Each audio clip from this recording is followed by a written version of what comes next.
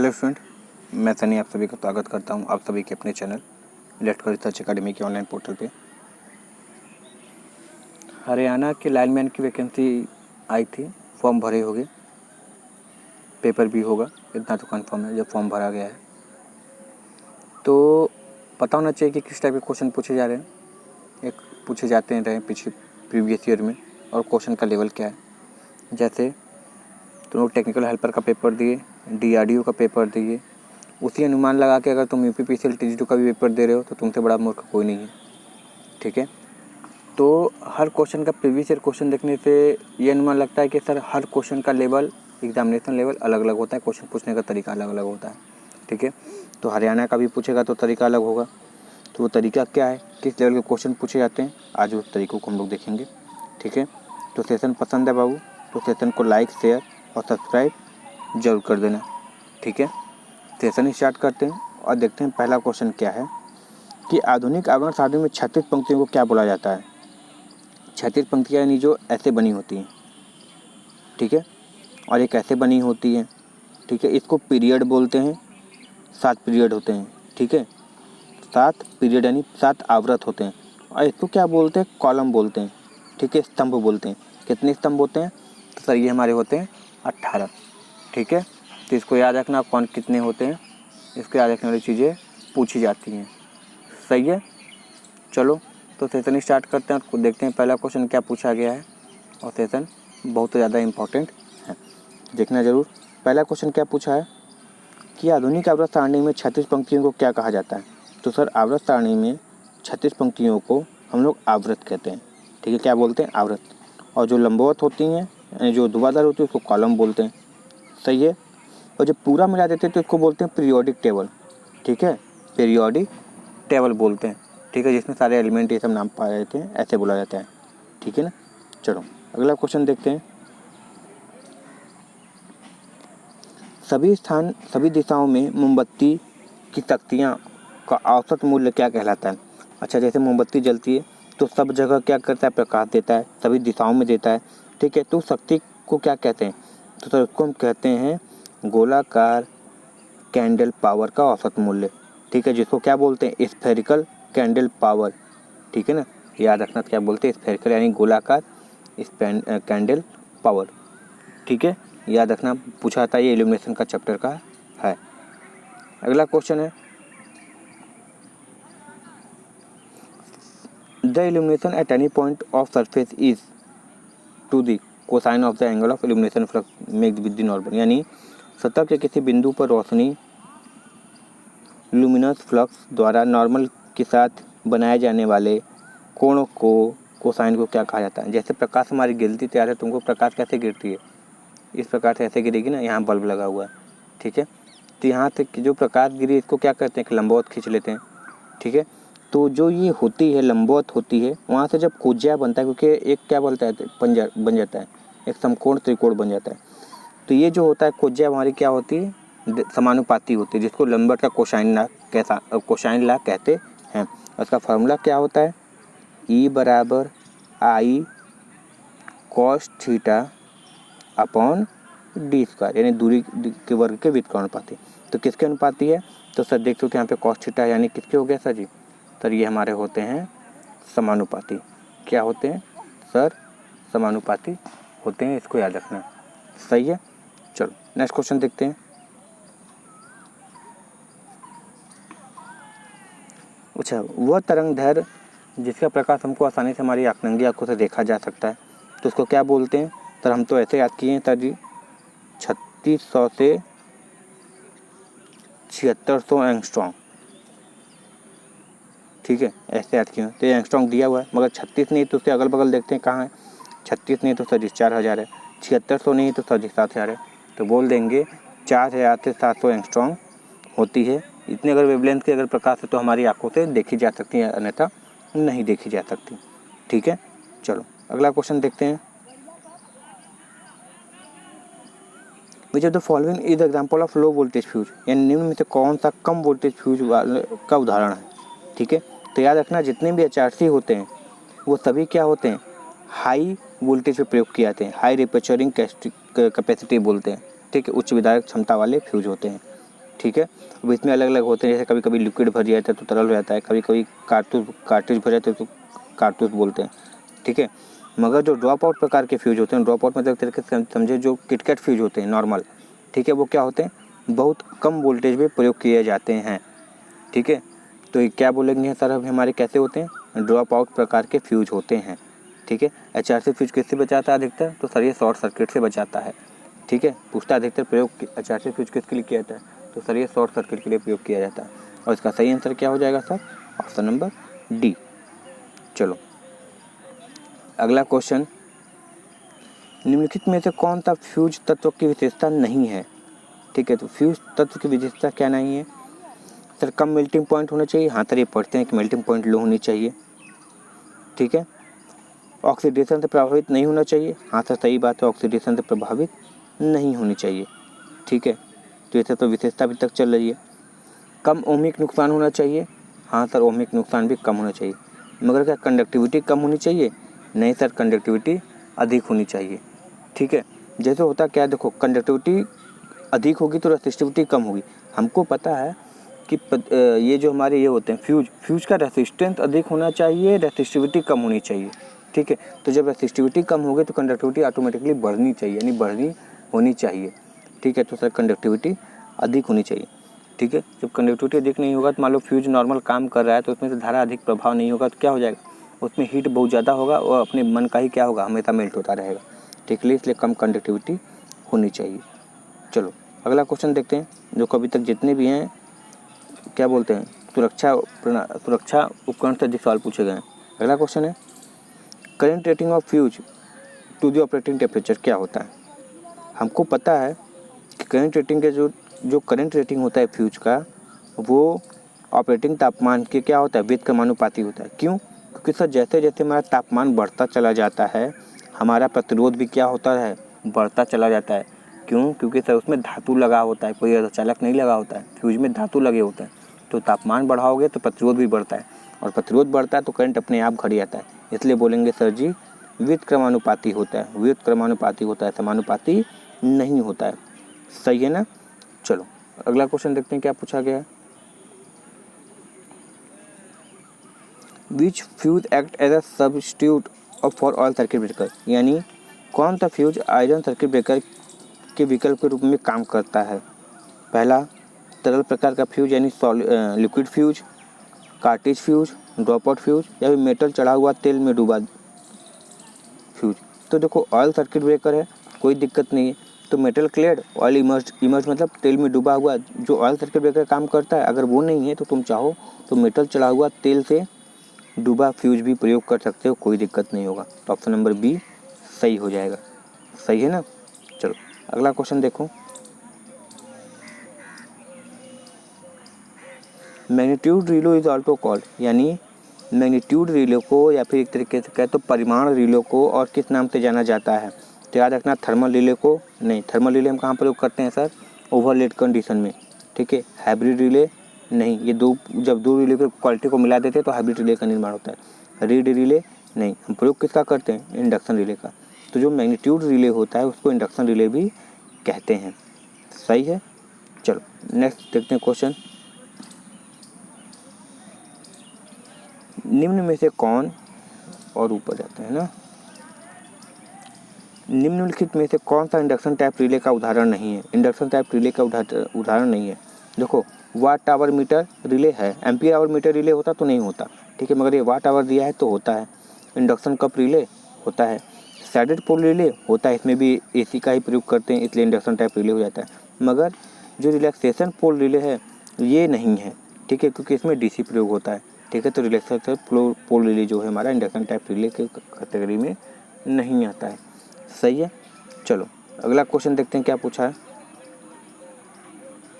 सभी circuit breaker वाले सवाल देखो अधिक पूछा है। Which of the following does not come under the list of circuit breaker, यानी निम्न में से कौन सा सर्किट ब्रेकर की सूची में नहीं आता है। देखो एयर ब्लास्ट सर्किट ब्रेकर होता है, हाँ सर होता है, जिसमें करंट चॉपिंग बहुत ज़्यादा होता है तो इसके लिए हम रेसिस्टेंस स्विचिंग का प्रयोग करते हैं, तो सर इसमें तो होता है। वैक्यूम सर्किट ब्रेकर होता है सर, जो कि गाँव देहातों में या रिमोट कंट्रोल के लिए अधिक प्रयोग करते हैं। ऑयल सर्किट ब्रेकर सर होता है, मगर साइलेंट सर्किट ब्रेकर आज तक पहली बार सुन रहे हैं, ठीक है, हम नाम ही पहली बार सुन रहे हैं, तो साइलेंट सर्किट ब्रेकर नहीं होता है। सही है। चलो अगला देखते हैं क्या क्वेश्चन है। What is the per unit current if the actual current बटे बेस करंट इतना है। तो हमको पता है कि sir ji I P U ही होता है, आई एक्चुअल बटे आई बेस, ये फॉर्मूला ही होता है, आई पर यूनिट बराबर आई एक्चुअल बटे आई बेस। तो आई एक्चुअल तो दिया है हमारा कितना है सर 200 है, और आई बेस कितना है सर 20 है, तो कितना आया सर हमारा 10 पर यूनिट आंसर हो जाएगा। ठीक है, तो पर यूनिट इसका सही आंसर हो जाएगा। पी यू का फुल फॉर्म पर यूनिट होता है, ठीक है, याद रखना। चलो अगला देखते हैं। ये सब देखो अब अभी आफ्टरनून के सेशन चल रहे हैं, ठीक है, दोपहर वाला जो पेपर हुआ था उसका है। चलो अगला देखते हैं। ओपन सर्किट इलेक्ट्रिकल फॉल्ट को और किस नाम से जाना जाता है। ठीक है, तो देखो जो ओपन सर्किट फॉल्ट होता है उसे सीरीज फॉल्ट के नाम से भी जाना जाता है। ठीक है, उसको सीरीज फॉल्ट के नाम से भी जाना जाता है। जैसे तुम ओपन सर्किट के इलेक्ट्रिकल फॉल्ट जितने भी होंगे, ओपन सर्किट यानी खुला, कहीं खुला पड़ पाता, कहीं इंसुलेशन फेल्यूर, कहीं से तार टूट गया, तो जितने भी फॉल्ट होते हैं सभी किस कैटेगरी में आते हैं सर, सीरीज फॉल्ट की कैटेगरी में आते हैं। ठीक है, ठीक है, तो सीरीज फॉल्ट की कैटेगरी में आता है। अच्छा अगला क्वेश्चन देखते हैं। क्वेश्चन नंबर 63 क्या दिया है कि in which type of circuit breaker, यानी किस प्रकार के सर्किट ब्रेकर में उच्च दाब वाले एयर ब्लास्ट का उपयोग किया जाता है जो आग बुझाने में मदद करता है। तो कौन होगा, एयर ब्लास्ट सर्किट ब्रेकर ही होता है। देखो सर्किट ब्रेकर का नाम उसमें क्या प्रयोग किया गया है उस आग को बुझाने के लिए, ठीक है, चिंगारी को बुझाने के लिए उसी के नाम पे पड़ता है। जैसे हवा का प्रयोग कर लिए तो एयर हो गया, निर्वात का प्रयोग किया तो वैक्यूम हो गया, ऑयल का प्रयोग किया तो ऑयल हो गया। उसी तरह जब एयर ब्लास्ट यानी हवा का झोंका का प्रयोग करते हैं तो एयर ब्लास्ट सर्किट ब्रेकर हो जाता है। और इसी में करंट चॉपिंग भी होता है, याद रखना, करंट चॉपिंग बहुत ज़्यादा पूछा जाता है। चलो अगला, आग बुझाने की मशीन में यानी जो अग्निशामक प्रयोग करते हैं, कौन सा रंगीन बैंड कार्बन डाइऑक्साइड सामग्री को दर्शाता है। यानी देखो कभी सब पे क्या होता है, अलग अलग करके जो फायर एक्सटिंग्विशर होते हैं, आग का संबंध वाले जो सिलेंडर होते हैं सबके अलग अलग कलर होते हैं, कोई ब्लू होता है, कोई रेड होता है, कोई ब्लैक होता है। तो जो जिसमें कार्बन डाइऑक्साइड बढ़ा होता है, जो अधिकतर ए बी ये सब बुझाने का प्रयास करते हैं आग वाले, एक श्रेणी बी श्रेणी की आग को बुझाने का काम करते हैं, तो वो किस कलर का होता है सर, काले कलर का होगा। अगर काले कलर का सिलेंडर नहीं होगा तो उस पर काले रंग की पट्टी चढ़ा दी जाती है। ठीक है, तो ऑप्शन नंबर डी सही हो जाएगा। चलो अगला क्वेश्चन देखते हैं। हाँ, विच क्लास ऑफ फायर यानी पेट्रोल हो गया, तार हो गया, पेंट जैसे ज्वलनशील तरल पदार्थों के कारण किस वर्ग में आग लगती है। तो देखो सॉलिड होते हैं, जैसे कपड़ा हो गया, लकड़ी हो गया, दीवार हो गया, इन सब पे जब आग लगती है तो सर ये हमारे क्लास ए में आते हैं। तरल जैसे पेट्रोल हो गया, केरोसिन हो गया, डीजल हो गया, तारपीन हो गया, इन सब में लगता है तो सर हमारे कौन से आते हैं, क्लास बी आते हैं। क्लास सी में जैसे विद्युत में आग लग गई उसको बोलते हैं। डी जैसे गैसों में लग गया, नेचुरल गैस, ये सब जितने भी गैस होते हैं उन सब में लग गया, आज को डी में डालते हैं।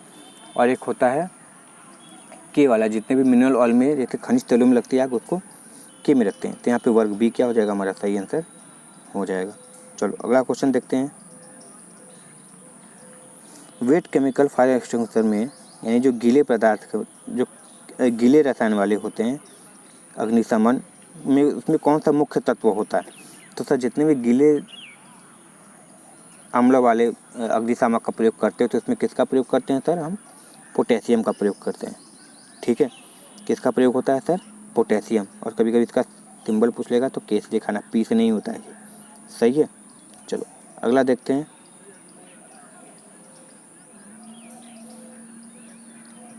कौन से रंगीन तार जमीन के तार हैं जो विद्युत आग से उपकरणों की रक्षा करते हैं। अच्छा, ग्राउंड वायर भी पूछा है, और जो क्या करता है, इलेक्ट्रिकल फायर से भी बचाता है। तो ग्राउंड वायर वाले ग्रीन कहाँ गए, ग्रीन किसी में दिख रहा है सर, ग्रीन केवल एक ही शुरुआत में, तो हमारा क्या हो जाएगा तो हरा पीला सही आंसर हो जाएगा। ठीक है, न्यूट्रल पूछ लेगा तो ब्लैक हो जाएगा। ठीक है ना, चलो आगे देखते हैं क्वेश्चन क्या पूछा है।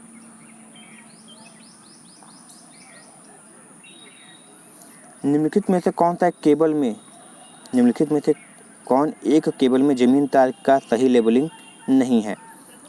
ठीक है, तो याद रखना ग्राउंड, ग्राउंड के साथ इसको WG मतलब क्या बोला पता है, विथ रिस्पेक्ट टू ग्राउंड, ठीक है, विद रिस्पेक्ट टू ग्राउंड होता है, मगर ये XG हम पहली बार सुने तो XG नाम का कोई नहीं होता है, ठीक है, इसलिए इसका सही आंसर ऑप्शन नंबर डी हो जाएगा। चलो अगला क्वेश्चन देखते हैं।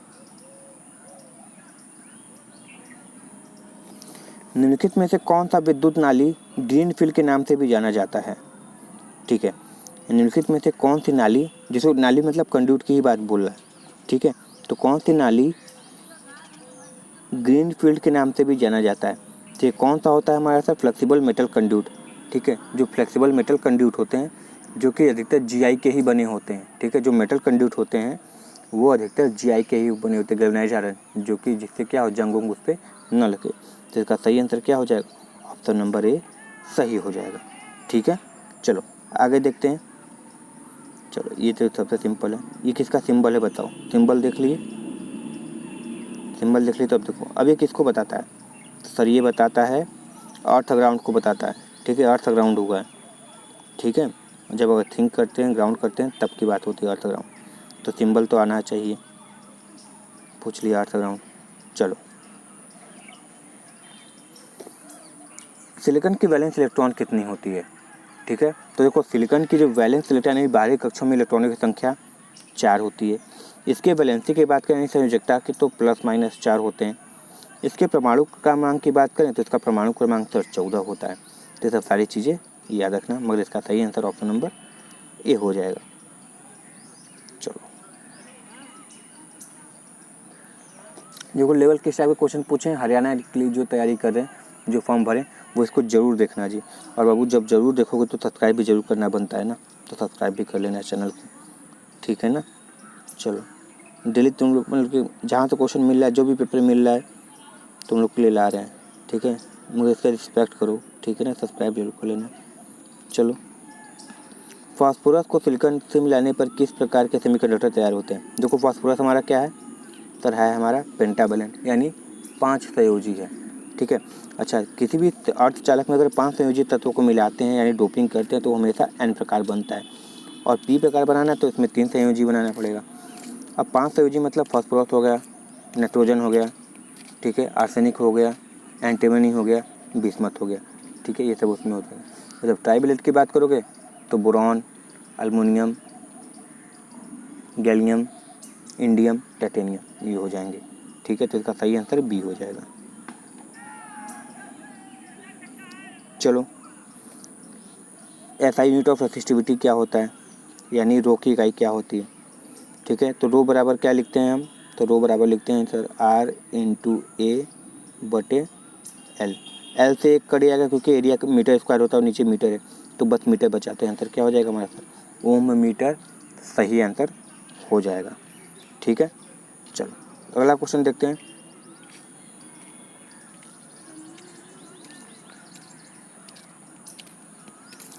निम्नलिखित में से कौन सा विकल्प IC के निर्माण की मोनोलिथिक तकनीक, मोनोलिथिक मतलब जिस पे एक लेयर चढ़ाई जाती है, मोनोलिथिक तकनीक से संबंधित सही नहीं है, ठीक है। अच्छा देखते हैं मोनोलिथिक IC है गुड थर्मल स्टेबिलिटी।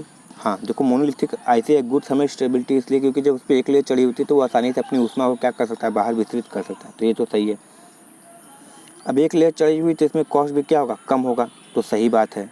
दूसरा PN junction is one of the more method used for electrical isolation, ठीक है, PN जंक्शन से क्या करते हम चाहें तो विद्युत को आइसोलेशन में भी रख सकते हैं, ठीक है, विद्युत अलगाव के लिए भी आसानी से हो जाता है। मगर जो नहीं है वो क्या है कि यह विशाल मात्रा में रेसिस्टेंस और कैपेसिटेंस बनाने में सहायक होता है, तो ये गलत है, ठीक है, विशाल मात्रा में नहीं बनाता, खासकर मोनोलिथिक की बात करें, ठीक है। बायोलिथिक या क्या बोलते हैं उसको, पॉलीलिथिक में होता है मगर मोनोलिथिक में नहीं होता है, इसलिए ऑप्शन नंबर डी इसका सही हो जाएगा। चलो नेक्स्ट क्वेश्चन देखो।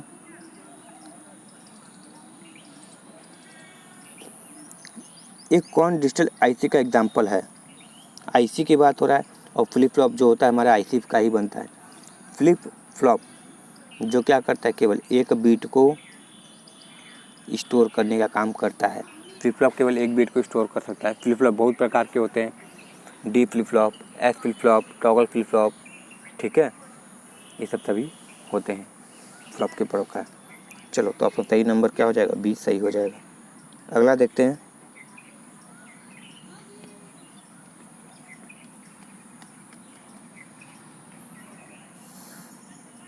अच्छा हिंदी में देखें,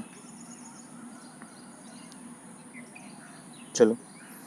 मोनोलिथिक रेसिस्टर में रेसिस्टर और विसरित क्षेत्र यानी डिफ्यूज्ड एरिया एल की लंबाई के बीच का संबंध क्या होता है। तो हमको पता है सर जी, जब एल बढ़ता है, लंबाई बढ़ती है, तो प्रतिरोध का मान भी क्या होता है, बढ़ता ही है। ठीक है, तो सही है। और क्या बोलते हैं उसको, परिच्छेद काट बढ़ता है तो प्रतिरोध घटता है, इसलिए ऑप्शन नंबर बी सही हो जाएगा। चलो अगला देखते हैं, क्वेश्चन क्या पूछा है कि उपकरण वितरण से जुड़े जाने वाली उपकरण वितरण से जुड़े जाने पर दी गई अवधि के अनुसार मापी जाने वाली कुल मात्रा क्या क्या कहता है, वो इंटीग्रेटेड होता है। अच्छा सिंपल भाषा ये पूछ रहा है कि वह उपकरण जो जब से लगा है और अब तक में कुल ऊर्जा को दिखाता है, उसमें ये नहीं दिखाता कि 5 दिन का इतना, 10 दिन का इतना, शुरू से लेके जब तक उसका जन्म हो, जब तक मरेगा नहीं, उसमें क्या होती है, कुल ऊर्जा ही दिखाता है। अब तुमको अपने हिसाब से क्या करना पड़ता है, माइनस प्लस करके 1 महीने का निकालना पड़ता है। तो हमारा कौन कहलाता है, इंटीग्रेटेड कहलाता है। ठीक है, सही है। तो क्या कहलाते हैं, उसको इंटीग्रेटेड कहते हैं, जो कि हमारा एनर्जी मीटर होता है। चलो अगला क्वेश्चन है, which of the following technique can be use for obtaining controlling torque in a moving iron instrument. अच्छा निम्न में से कौन सा मूविंग आयरन इंस्ट्रूमेंट में हम कंट्रोलिंग टॉर्क के रूप में प्रयोग करते हैं। तो याद रखना, एडी करंट क्या होते हैं, हमारे डैम्पिंग टॉर्क होता है। ठीक है, एयर फ्रिक्शन भी डैम्पिंग टॉर्क होता है, फ्लूइड फ्रिक्शन भी डैम्पिंग टॉर्क होता है। कंट्रोलिंग दो प्रकार से होती हैं, या तो ग्रेविटी वाली हो या तो स्प्रिंग वाली हो। तो कंट्रोलिंग टॉर्क के लिए पूछा है तो सर स्प्रिंग इसका सही आंसर हो जाएगा। और डैम्पिंग में बात करें तो सबसे बेस्ट हमारी एडी करंट होती है। सही है, तो एडी करंट इसका सही आंसर हो जाएगा। चलो नेक्स्ट क्वेश्चन देखते हैं,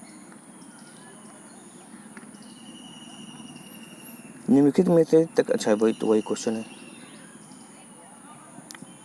क्वेश्चन क्या पूछा है हिंदी में देखें, हाँ,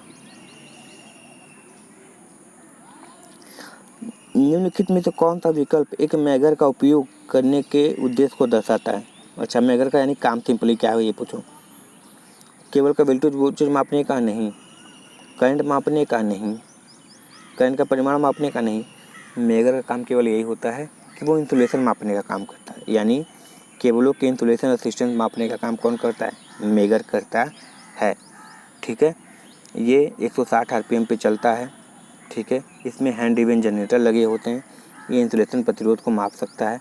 ठीक है, और इसका जो प्रतिरोध होता है किस में दिखाता है, देखते हैं मेगा ओम में दिखाता है। तो ये सब चीज़ें याद रखनी है, तो ऑप्शन नंबर ए सही हो जाएगा। चलो अगला क्वेश्चन देखते हैं। अच्छा disc of energy meter is made up of material called. जो एनर्जी मीटर की डिस्क होती है वो किसकी बनी होती है, तो सर एनर्जी मीटर की जो डिस्क होती है वो बनी होती है एल्युमिनियम की। ठीक है, और उसमें कभी कभी दो विपरीत छेद भी करते हैं, और वो छेद क्यों करते हैं, सर क्रीपिंग डोज को दूर करने के लिए करते हैं। अच्छा ये क्रीपिंग क्या होता है, सर होता क्या है, कभी कभी जब हम लोड नहीं देते हैं, लोड बिना कोई एक एलईडी भी नहीं जल रहा, तब भी क्या होता है, एनर्जी मीटर घूमता रहता है, कुछ ना कुछ रीडिंग देता रहता है। भले ही वो अल्पतम मान है, हम लोग के लिए कोई प्रभाव नहीं डालता, बड़े लोगों के लिए, मगर वो होता है। ठीक है, ये क्या कहलाता है, हमारा एल्युमिनियम। ठीक है, अच्छा जब वो तो घूमता रहता था, चक्के घूमते थे, अब जब डिजिटल आया तो उसमें एलईडी लगा दी, वो एलईडी हमेशा जलता रहता है। इसलिए एक फिल्म आई है मीटर गुल बत्ती गुल मीटर चालू, वो फिल्म देखना, उसमें इसको बहुत अच्छे से दिखाया गया है। ठीक है, तो इसका सही आंसर ऑप्शन नंबर सी हो जाएगा। चलो अगला,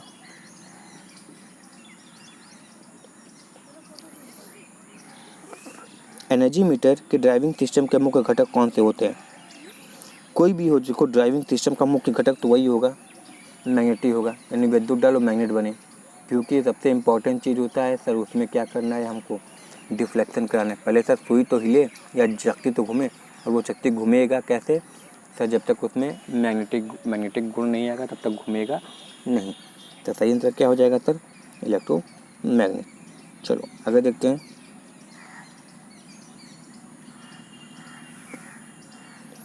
what is the main function of registering system of the energy meter. अच्छा रजिस्टरिंग मतलब एक तरीके से करना क्या, कोई चीज़ को क्या बोलते हैं उसको स्टोर करना, संचित करना। तो हमको पता है कि रजिस्टरिंग सिस्टम का केवल एक ही काम होता है कि चक्ति कितनी बार घूमी, क्योंकि बिजली का बिल जो आता है उसके चक्ति के घूमने पर डिपेंड करता है। तो चक्ति कितनी बार घूमी एनर्जी मीटर की हमारा जो लगा होता है उसी का काम रिकॉर्ड करने का होता है, किसका, रजिस्टर मीटर का। ठीक है, यानी एल्युमिनियम डिस्क की घुमाव की संख्या को रिकॉर्ड करने का काम किसका होता है, हमारे रजिस्टर सिस्टम का होता है ऊर्जा मीटर में। चलो अगला क्वेश्चन देखते हैं।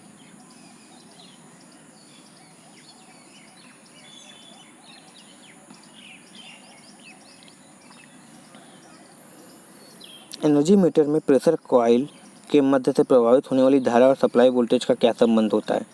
तो याद रखना, वो हमेशा क्या होते हैं, एक दूसरे से 90 डिग्री लैग होते हैं प्रेशर कॉइल में। ठीक है, वोल्टेज क्या होता है, आगे रहता है, और करंट क्या होता है, पीछे होता है। ठीक है, तभी ना लैगिंग कराएगा, क्योंकि हमको पता है कि इंडक्शन मीटर मतलब क्या, इंडक्टर, और इंडक्टर मतलब लैगिंग ही होता है, और वो लैगिंग कितना होता है, 90 डिग्री होता है। तो बोल देंगे वितरित वोल्टेज की तुलना में धारा 90 डिग्री पीछे ही रहेगी।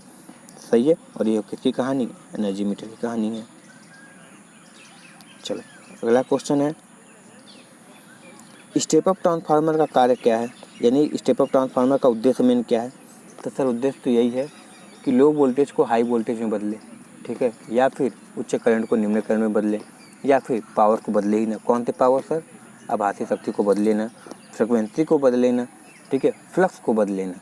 ये सभी सारी चीज़ें इंपॉर्टेंट है, याद रखना। तो ऑप्शन नंबर डी सही हो जाएगा।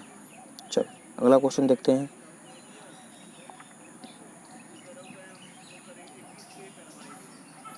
एक ट्रांसफार्मर के स्टील कोर के पास क्या गुण होने चाहिए।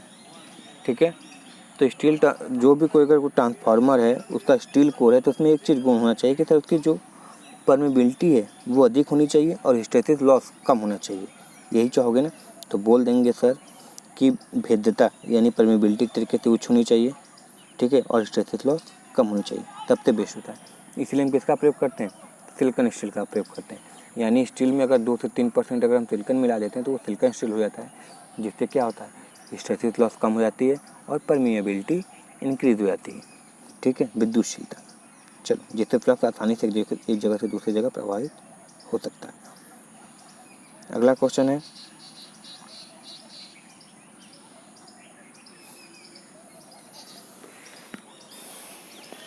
एक ट्रांसफार्मर में स्टील कोर का लेमिनेशन क्यों किया जाता है। तो सबको पता है कि सर कोर का लेमिनेशन केवल ट्रांसफार्मर में ही नहीं, कोई भी प्रकार की मशीन हो किया जाता है तो केवल एक ही चीज़ के लिए, एडी करंट को कम करने के लिए, यानी भंवर धारा को कम करने के लिए। ठीक है, और लेमिनेशन होती कितनी पतली है, तो सर 0.35 से लेकर 0.5 mm पतली तक होती है। ठीक है, और ये एडी करंट कम करने के लिए ही किया जाता है। ठीक है ना, तो याद रखना, एडी करंट नुकसान को कम करने के लिए किया जाता है। चलो अगला क्वेश्चन है, एक इनपुट धारा और आउटपुट धारा है। इनपुट धारा IA है, आउटपुट धारा IB है, और इनपुट वोल्टेज VA है, आउटपुट वोल्टेज VA है। तो क्या होगा ट्रांसफार्मर रिलेशन का, तो हमको पता है कि सर अपेरेंट पावर बराबर होती है। ठीक है, अपेरेंट पावर न इस वाइंडिंग में बदलती है न उस वाइंडिंग में बदलती है, दोनों वाइंडिंग में सेम रहती है। और अपेरेंट पावर का फार्मूला होता है V/I। ठीक है, तो अगर इनपुट पावर है तो इनपुट वोल्टेज से मल्टीप्लाई कर दो, आउटपुट करंट है तो आउटपुट वोल्टेज से मल्टीप्लाई कर दो। ये दोनों हमेशा बराबर होंगे, कोई भी परिवर्तन नहीं होगा। ठीक है, तो ये हमेशा इक्वली होंगे, कोई परिवर्तन नहीं आएगा। अगर ये 500 kVA है तो आगे भी 500 kVA ही होगा, और फ्रिक्वेंसी भी नहीं बदलेगी। चलो अगला क्वेश्चन है, वह निम्न में से कौन ऐसा है जिसमें सभी सक्रिय और निष्क्रिय घटक आपस में जुड़े होते हैं। ठीक है, ट्रांसफार्मर खुद में ही क्या है, निष्क्रिय है। इंडक्टर खुद ही निष्क्रिय है। डायोड क्या है, खुद ही सक्रिय है। ठीक है, मगर इसमें पूछा क्या है कि जो सक्रिय और असक्रिय दोनों मिलाकर बनते हैं तो वो हमारा होता है क्या है, इंटीग्रेटेड सर्किट। ठीक है, यानी IC की बात हो रही है। ठीक है, ये भी सिलिकॉन की ही बनाई जाती है, तो इसमें सक्रिय और असक्रिय दोनों ही तत्व मौजूद होते हैं। चलो अगला क्वेश्चन देखते हैं। और तुम देख ही रहे हो बाबू क्वेश्चन किस टाइप के पूछे जाते हैं, तो लाने का मतलब ये है कि तुम्हारे पास कॉन्फिडेंट बढ़े। कोई भी एग्ज़ाम दो, प्रीवियस ईयर देख के जाते हो तो कुछ कॉन्फिडेंट बढ़ जाता है। ठीक है, या फिर समय बचा रहता है तो तुमसे ये फ़ायदा मिलता है कि सर इस टाइप के क्वेश्चन अब हमको और तैयार करने हैं, इस लेवल के क्वेश्चन पूछ रहे हैं, ठीक है ना।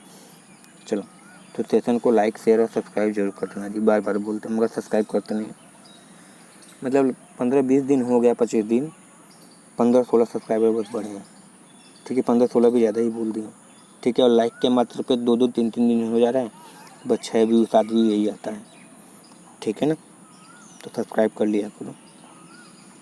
चलो, इनमें से कौन सा एक यूनिवर्सल गेट है, देखो, एंड और नॉट सभी क्या है, हमारे बेसिक गेट है, मगर यूनिवर्सल गेट की बात करते हैं तो नैंड और नॉर हो जाता है, ठीक है। चलो अगला देखते हैं।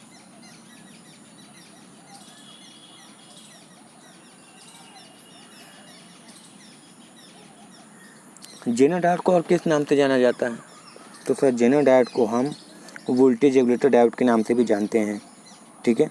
इसको वोल्टेज रेगुलेटर भी कहते हैं, ठीक है, ठीक है। तो ये तो सही है, वोल्टेज रेगुलेटर के रूप में बुलाते हैं, मगर एक चीज़ और है कि इसको ब्रेकडाउन डायोड के नाम से भी जानते हैं। क्यों? क्योंकि सर हमको पता है जेनर डायोड हमेशा रिवर्स बायस में काम करता है और डायोड का ब्रेकडाउन रिवर्स बायस में ही होता है, ठीक है। तो इसलिए ब्रेकडाउन बोलो चाहे वोल्टेज रेगुलेटर, तो मेरे लिए तो बोथ बी और सी दोनों सही है, ठीक है। अब आप लोग के लिए क्या है, आप लोग बताइएगा, ठीक है। तो ये देखो आफ्टरनून के सेशन ख़त्म हो गए हैं, तो आई होप सेशन पसंद आया होगा और सारे टेक्निकल क्वेश्चन करा रहे हैं, ठीक है। तो सेशन पसंद आएगा वो तो लाइक शेयर सब्सक्राइब जरूर कर देना। एक और बचा है मॉर्निंग शिफ्ट का, उसको कल करा देंगे। तब तक के लिए thank you very much and all the very best.